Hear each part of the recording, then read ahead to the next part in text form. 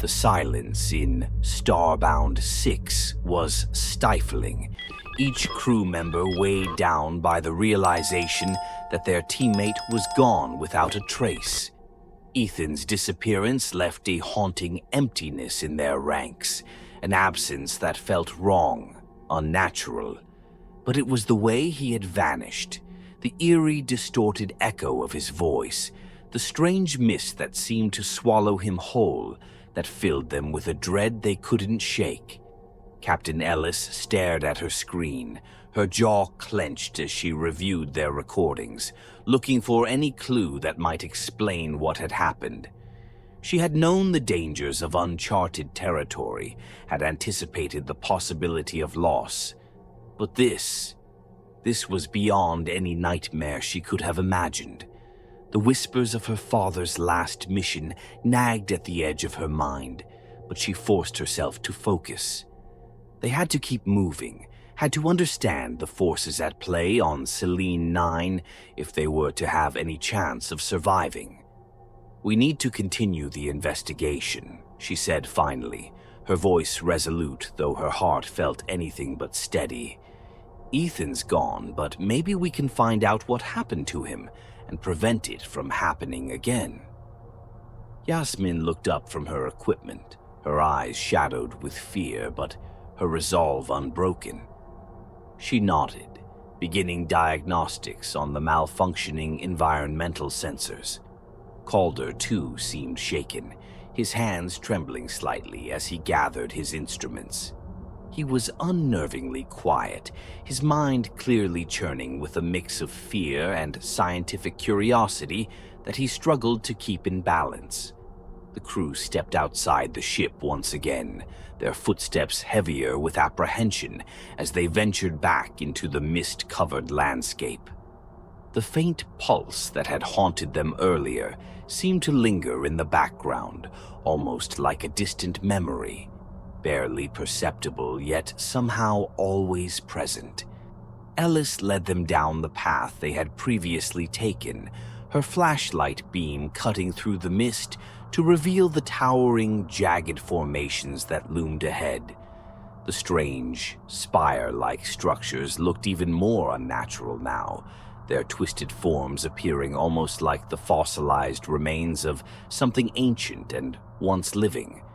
She couldn't shake the feeling that these were not just random geological anomalies. They looked arranged, purposeful, like sentries marking the boundaries of a forbidden place. Dr. Calder knelt beside one of the formations, his gloved fingers tracing the faint markings etched into the stone. The symbols were unfamiliar, yet oddly organic, spiraling in shapes that seemed to pulse and breathe under his touch.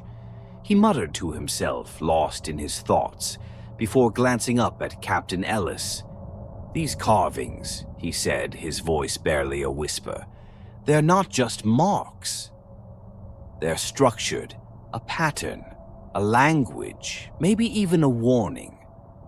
Or a map," Yasmin added, her voice tense as she scanned the surroundings. "Maybe these structures are leading us somewhere." They continued along the strange path, moving deeper into the heart of the formations. The air grew thicker, humid with a strange warmth that defied the moon's recorded lack of atmosphere.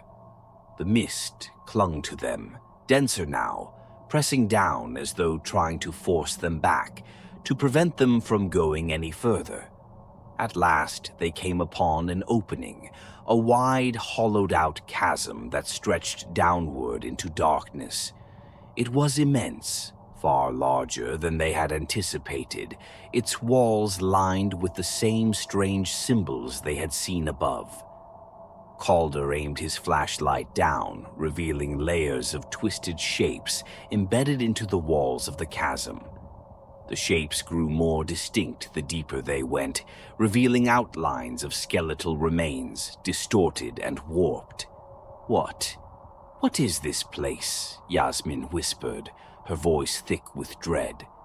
Calder's flashlight traced the shapes on the walls, his gaze narrowing as he began to discern their features. The bones were unmistakable, though they were unlike any he had studied before, elongated, with joints in places that defied earthly biology.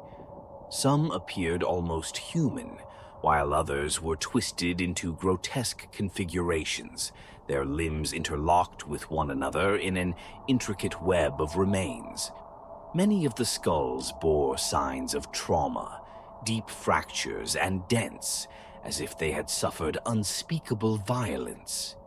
"These aren't just fossils," Calder murmured, his voice trembling. "These remains were arranged, almost as if, like offerings," Ellis interrupted, her own voice laden with revulsion and fear. "Or trophies." It was then that she noticed a glint further down the wall, a spot of metallic sheen that seemed out of place among the ancient remains.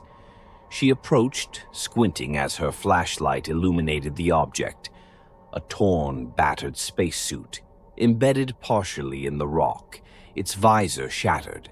The name tag on the suit was barely legible, but she could just make out the letters, ELLIS. Her heart pounded as recognition set in. It was her father's suit, the very one he had worn on his ill-fated mission so many years ago.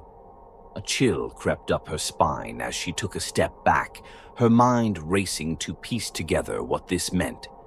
Her father's mission had reached Selene 9, but instead of finding Discovery, it had found this. A graveyard, a tomb for those who dared trespass. "Captain, look over here," Yasmin's voice broke through Ellis's daze. She turned to see Yasmin pointing further into the cavern. The path opened into a massive underground chamber, its floor littered with more remains, arranged in spirals that radiated outward. In the center of the chamber, illuminated by faint, pulsing lights from the walls, stood what looked like an altar made of twisted bone and rock, woven together with an eerie, organic precision. The crew approached slowly, and as they did, an unmistakable stench filled the air, a pungent odor of decay that clung to the back of their throats. Upon closer inspection, they could see fleshy growths sprouting from the altar, sinewy pulsing tissue that appeared disturbingly alive, as though it were feeding off the remains surrounding it. Calder's voice was tight with a mixture of horror and fascination. "This is biological, some kind of parasitic growth. I think it's using these bodies, recycling them." "Recycling?" Yasmin asked, horrified. "It's taking in the dead, breaking them down, and repurposing them to sustain itself." He hesitated, his voice shaking. "Whatever this is, it's not just surviving. It's thriving. And it's feeding on whatever it can find." Ellis swallowed hard, trying to steady her voice. "Then this moon, it's not a rock, it's a host. It's some kind of ecosystem, feeding off anything that lands here. It consumed my father's crew. And now..." Her words trailed off as a soft, wet sound broke the silence, a slithering, sliding noise from the far side of the chamber. All flashlights turned toward the source, illuminating a figure emerging from the shadows. It was human-shaped, but grotesquely altered. The figure wore a spacesuit, but it was fused to its body. The helmet's visor cracked, revealing an inhuman face beneath, its eyes wide and empty, skin stretched tight over twisted bone. It took them a moment to recognize him, but the hollow, guttural moan that escaped its throat left no doubt. "Ethan," Calder whispered, his face draining of color. The creature stumbled forward, its movements jerky and unnatural. Its skin was laced with tendrils of the same organic growths they had seen on the altar, which pulsed with a sickly, rhythmic beat, seemingly in sync with the heartbeat that still resonated from the walls. The creature that had once been Ethan reached out, its fingers elongated and fused together, tips curled into sharp, claw-like points. Captain Ellis raised her weapon, her hands shaking as she aimed it at the figure before her. She hesitated, the weight of what she was about to do pressing down on her. But the thing that had been Ethan took another step forward, its mouth opening to emit a low, rasping moan that seemed to echo through the chamber. "It's not him anymore, Mora," Yasmin whispered, her voice thick with tears. "You have to let him go." Ellis took a deep, shuddering breath, then pulled the trigger. The blast struck Ethan's mutated form, sending him stumbling back. But it didn't fall. Instead, the creature's body shuddered, and a thick, dark fluid oozed from the wound, its tendrils twitching and writhing as if alive, desperately clinging to the flesh that held them. Realization dawned on Calder as he watched the writhing growths. It's the organism. It's fused itself with his body. It's trying to regenerate, to survive even after death. Ellis fired again, each shot filling her with a wrenching sense of loss, until finally the creature collapsed to the floor, its tendrils curling inward as they died. The silence that followed was heavy, oppressive, filled with the weight of what they had witnessed. But even as Ethan's body lay still, the pulsing heartbeat continued, stronger and more insistent, as though enraged by their defiance. The walls around them seemed to close in, the organic tissue seething with energy, the mist thickening and pressing down on them with a palpable malevolence. "We need to leave," Ellis said, her voice a harsh whisper. "Now!" Without another word, the crew turned, retreating through the mist-choked passage. Their footsteps hurried, driven by the growing certainty that something far more sinister was lurking just beyond their sight. The moon was alive, and it was angry, and it was not about to let them leave. The journey back to the Starbound 6 felt like an eternity. Every step dogged by the oppressive pulse that thrummed through the air and within their chests. The low, insistent rhythm was no longer just a background noise. It had become part of them, a visceral, nauseating beat that synchronized with their own heartbeats, twisting their sense of reality into something monstrous. Captain Ellis led Yasmin and Calder through the mist-laden pathways, her flashlight slicing through the darkness, yet even its beam seemed feeble against the weight of shadows closing in. They were running low on oxygen, their reserves drained by the extended search for Ethan and the endless malfunctions of their equipment. The hiss of their breathing felt louder than their footsteps, each inhale a painful reminder that time was slipping away. But worse than the dwindling oxygen was the sense of something following them, an invisible presence, lurking just at the edge of their vision, shifting with the mist. "Keep moving," Ellis whispered, her voice trembling despite her efforts to remain composed. "Don't stop. Not for anything."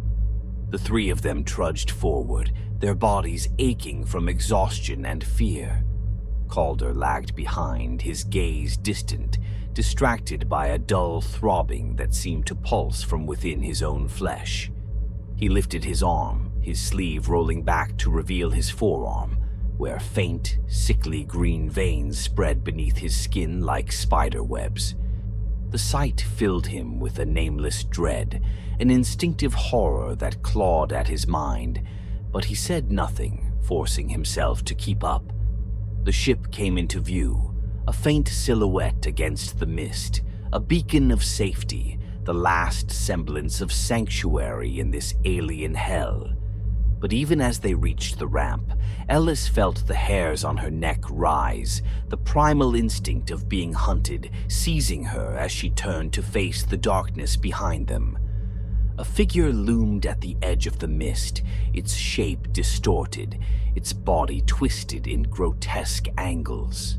More followed, each one shambling forward, their eyes wide and empty, their skin riddled with the same parasitic tendrils that had overtaken Ethan. She could make out faintly familiar faces, faces from the logs of her father's lost crew, now twisted, contorted with pain. Some had their helmets shattered, revealing hollow, hungry eyes that locked onto her with unnatural intensity. "Get inside," she shouted, shoving Calder and Yasmin up the ramp. The hatch slammed shut behind them as Ellis activated the locks, her fingers shaking. The moans of the creatures outside filled the silence, a chorus of agony and desperation that reverberated through the hull, pressing down on them with a maddening persistence. She closed her eyes, trying to block out the sounds, but they grew louder, scraping at the edges of her sanity. We have to leave.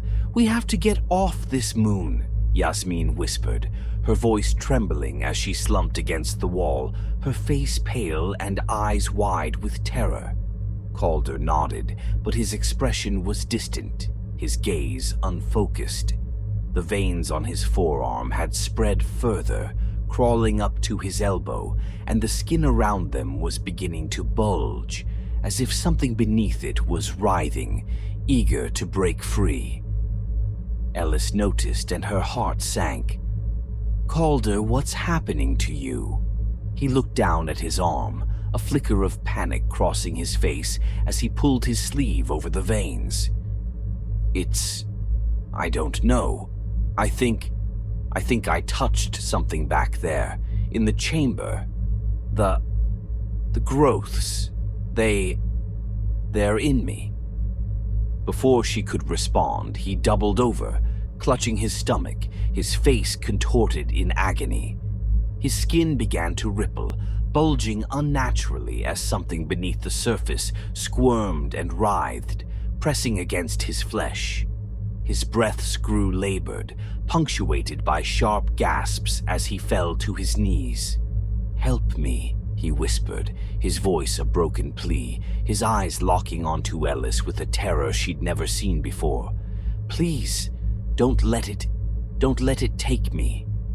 But even as she reached out, his body convulsed, a low, guttural scream tearing from his throat as his skin split open, dark tendrils erupting from the wounds. They writhed and twisted, coiling around his limbs, fusing with his flesh as his body contorted, transforming into something grotesque, something alien.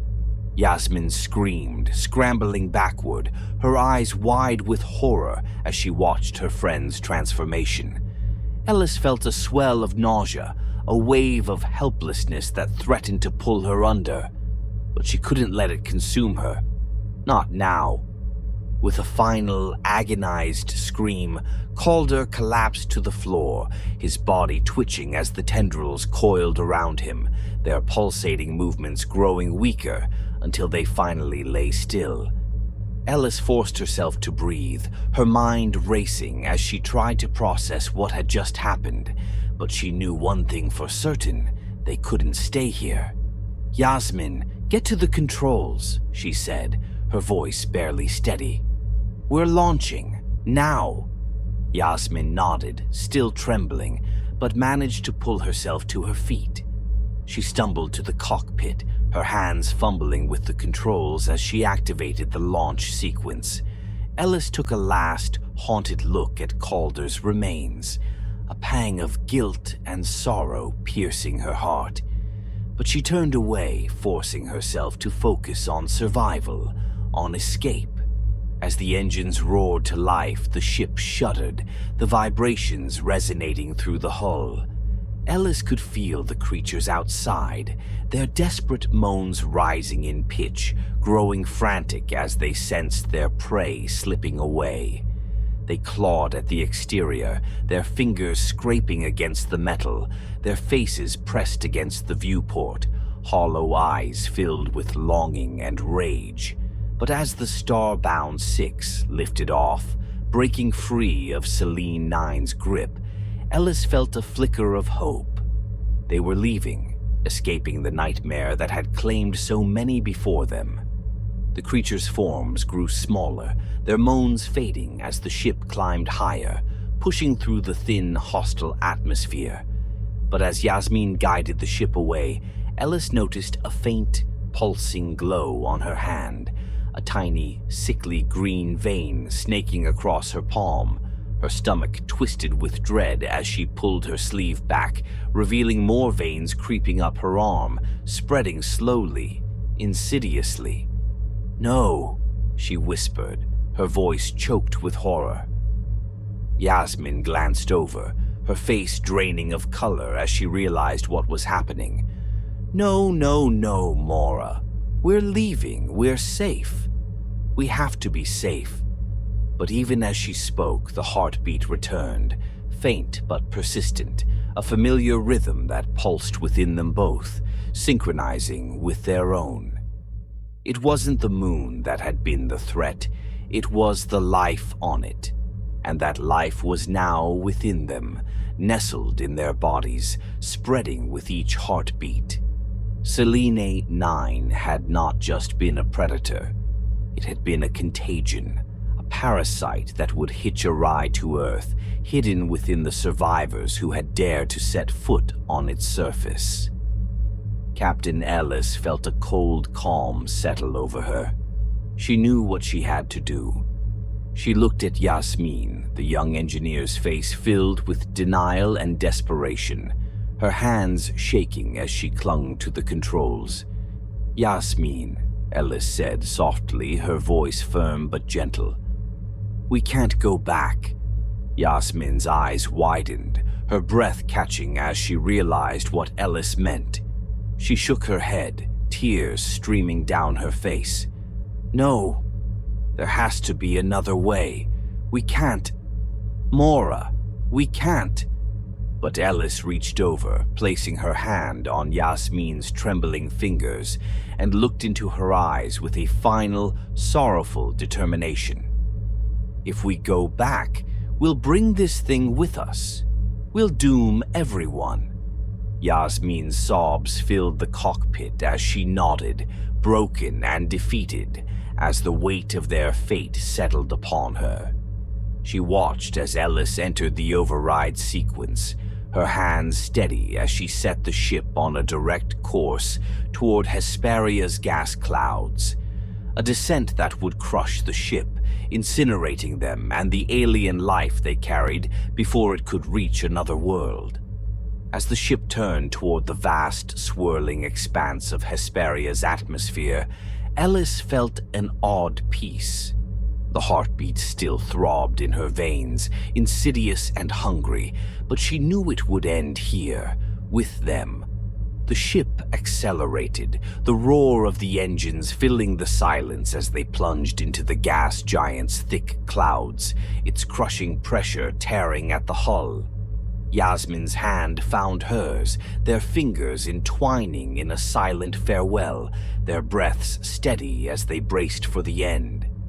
In those final moments, as the ship buckled and the alien presence writhed within them, Captain Mora Ellis closed her eyes, letting herself feel the weight of her father's legacy, the love and loss that had brought her here. She had come to Selene 9 for answers, for closure, but instead she had found something dark, something beyond comprehension. Yet here, at the edge of life and death, she knew she had made her choice to protect those who would come after, to end the horror here and now. With a final deafening crash, the Starbound 6 was swallowed by the atmosphere, its metal shell collapsing, its remains disintegrating, vanishing into the storm. And far above, Selene 9 drifted silently in Hesperia's orbit, its mist curling in contentment, waiting patiently for the next unwary visitors, the next brave soul seeking answers.